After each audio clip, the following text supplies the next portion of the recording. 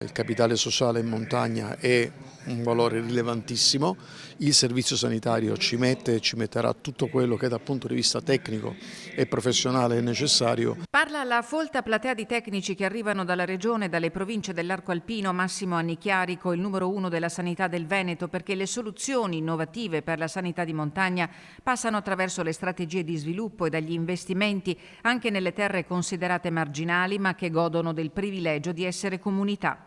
Da questi territori c'è da prendere esempio per quello che spesso in termini di isolamento, di impoverimento delle relazioni sociali nelle grandi città non si riesce a fare. E però in montagna i bisogni di salute sono tanti, qui la speranza di vita si mantiene stabile attorno agli 83 anni, ma il consumo di alcol e il tasso di fumatori è superiore alla media regionale.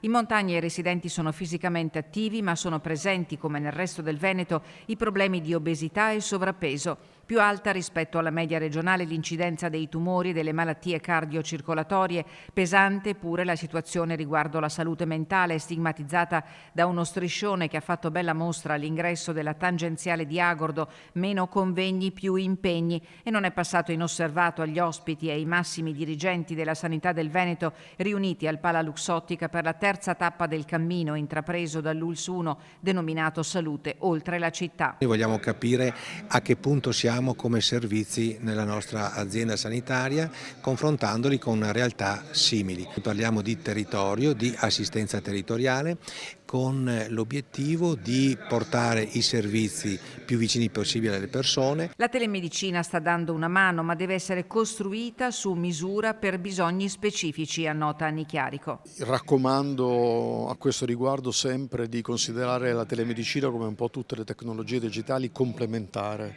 alle altre attività che vengono svolte in presenza.